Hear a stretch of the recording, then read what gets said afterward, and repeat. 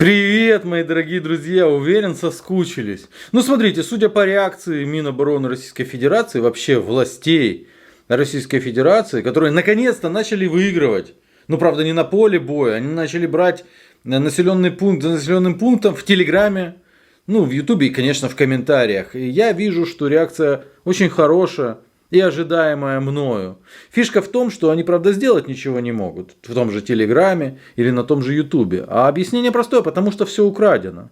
И старым дуракам, которые находятся при власти в Российской Федерации, докладывалось, что созданы там эффективные телеграм-армии, что созданы там какие-то мощные YouTube-каналы, что вот эти лидеры мнений достойны тех денег, которые вливаются, а по концовке оказалось, что это все не рабочее, потому что все украдено традиционно.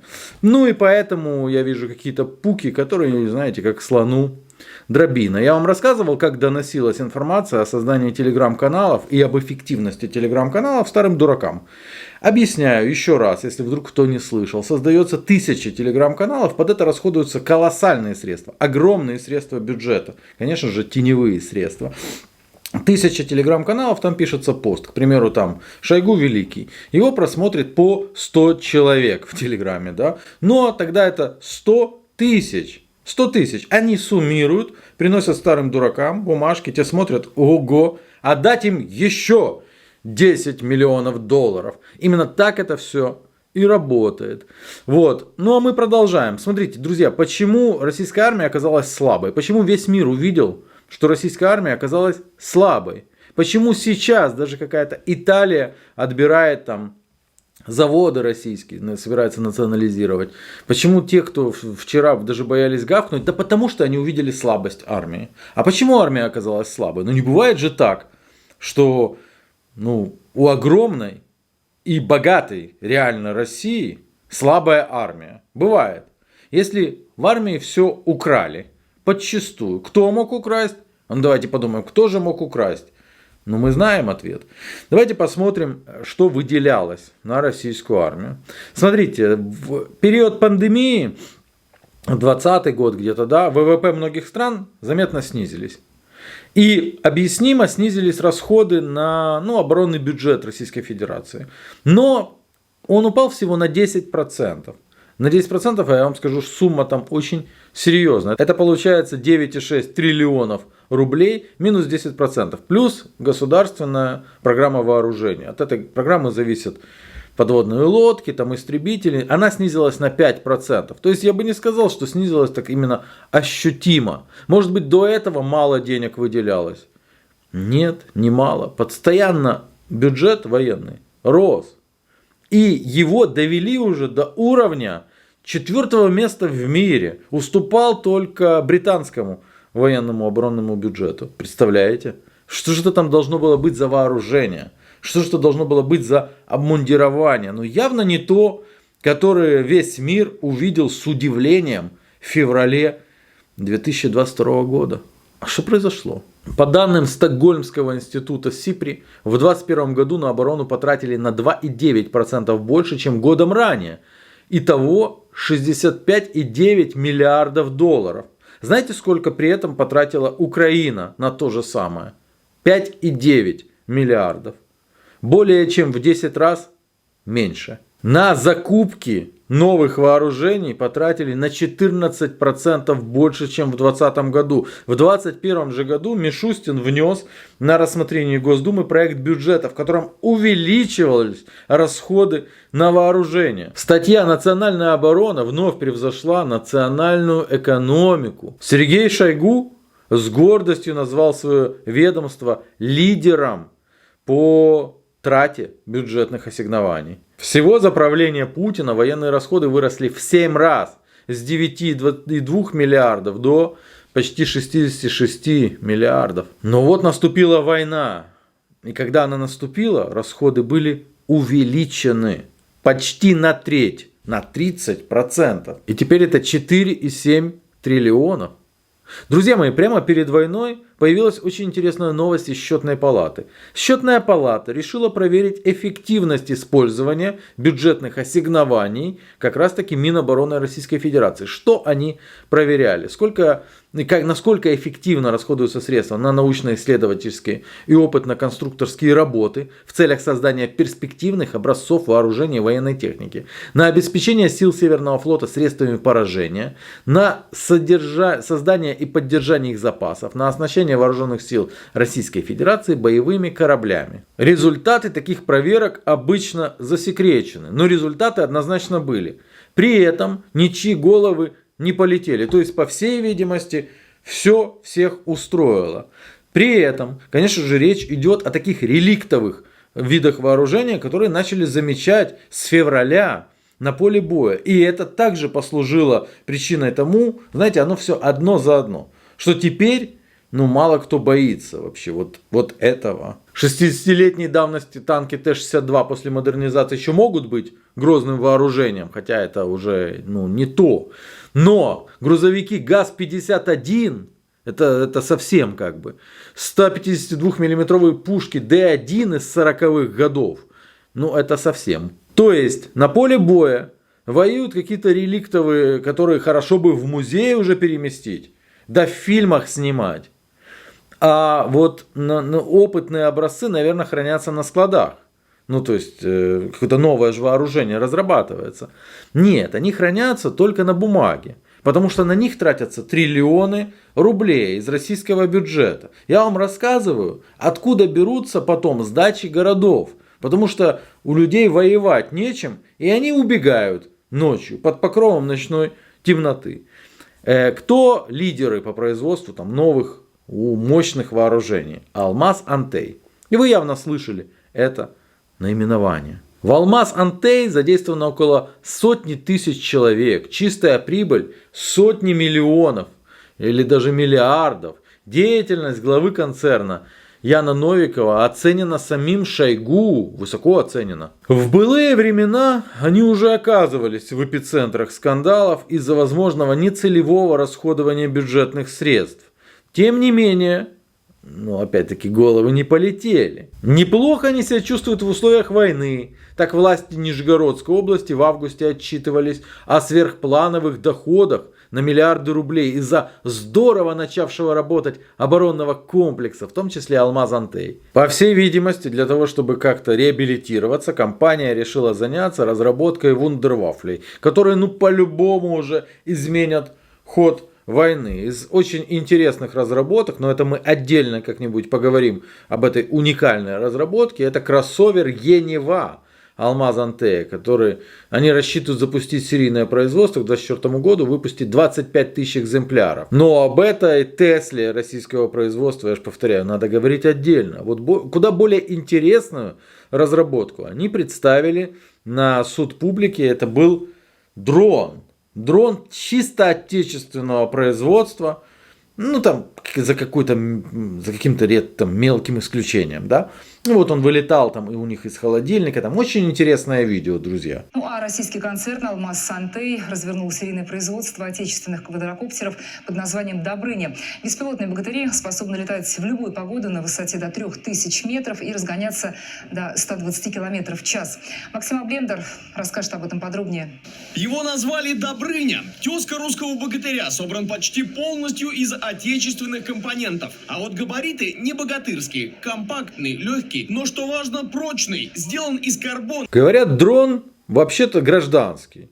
Чуть-чуть подшаманить, и он очень даже для военных целей пойдет. Стоит очень дешево, тоже 130 тысяч рублей. И очень внимательные зрители могли вдруг созерцать пульт от этого дрона с Алиэкспресс. Пульт, который стоит $70 на Алиэкспресс. Люди начали подозревать, что отечественный госконцерн собрался поставлять армии за 130 тысяч рублей китайский гоночный коптер, который можно купить за 34 тысячи рублей, который, конечно же, можно засунуть себе куда-то в глубокое место, потому что он не может сравниться с теми же мавиками, которые используются на фронте, потому что это чушь. на самом деле не выдерживающая никакой критики. При этом сообщается, что Алмаз Антей уже готов поставить 1000 таких великолепных коптеров. Фишка в чем? В нем, как предполагают граждане, корпус отечественного производства, то бишь российского, который печатается на 3D принтере. А все остальное это просто китайский, гоночный, типа спортивные состязания. Но не только Алмаз Антей молодцы, но вот также российский дрон-охотник, якобы разработка ОКБ Сухого, по наблюдениям эксперта, оказался подозрительно похож на американский стелс-дрон RQ-170 Sentinel. Нет, конечно же, такой дрон мог попасть в руки российских разработчиков, и они могли, перенять что-то, да, но это не российская разработка. Но, конечно, дилетанты, военкоры и не специалисты могут просто от своего дилетантства начать гнать на серьезный госконцерн, который прославился серьезными всевозможными вещами на весь мир. И там же выпускают, посмотрите, разве вы не видите, что это просто процесс сборки? Тети ходят в халатах, оглядываются, сняли их уже, или можно все-таки пойти заниматься, они, наверное, полы там моют, но вот их собрали, они собирают Добрыню. Специальные задачи. А это участок комплектования. Каждый день здесь выпускают до 100 комплектов квадрокоптера Добрыня. Вот, собственно говоря, стандартный кейс, водонепроницаемый, противоударный, сам квадрокоптер, а здесь все, что для него необходимо. Пульт управления, 2 аккумулятора, набор винтов, а также вот такой ключ для быстрой замены расходников. Обратите внимание, поролоновый уплотнитель сам себя не уложит. Ну что-то не стоит 100 тысяч рублей, друзья. Слушайте, а помните, как АО «Интеллект Машин» на выставке «Армия-2022» представила своего робособаку М81. Эта робособака может стрелять из гранатомета. Чудо! Они на нее натянули такую черную фигню, и она похожа немножечко на собаку. Можно было натянуть как Шойгу, к примеру, кожу Шойгу сделать. Хоть посмеялись бы, потому что посмеялись в любом случае. Ибо в этой робособаке, которая предложена всего за 1 миллион, а это супер разработка, вы же видели, на фронте только и бегают такие сейчас собаки и стреляют из гранатометов. В ней распознали китайского робота стоимостью $3000. Один в один. Только без кожи Шойгу. Главная проблема, что эта робособака, она может упасть не только по команде, но и просто под весом гранатомета, потому что она абсолютно не предназначена для боевых условий. Плюс она разработана для того, чтобы выдерживать 3 килограмма, а выстрел из РПГ это 4,7 килограммов. Вы знаете, на выставке стрелять из РПГ не будут, а бабки списать можно. Я думаю, госзаказ поступил, да? Интеллект-сервис. Вообще получается, что Алиэкспресс это спонсор идей, на которые выделяются миллиарды долларов.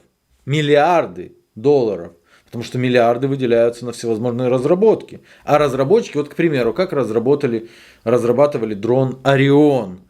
Скорее всего, разработчики немножечко подсмотрели Алиэкспресс. Самое тупое, что за военные разработки они потом выдают игрушки. То есть они подсматривают, игрушка, немножко модифицируют. Там кожу натянут, опять-таки собаку, уши, это зубы и все. И говорят, смотрите-ка, военный робот, к примеру. То же самое с Орионом. Фишка в том, что они немножко дублируют модели игрушек китайских производителей Atom RC и Рептилия. Конечно, можно сказать, что это просто начинка другая. Но фишка в том, что российское производство, несмотря на колоссальные деньги, которые есть в государстве Российской Федерации, до сих пор не могут справиться с такими вещами, как микрочипы, не получается. Не получается, опять-таки, не потому что тупые все, нет, не соглашусь, потому что воруют, все в чистую, в ноль.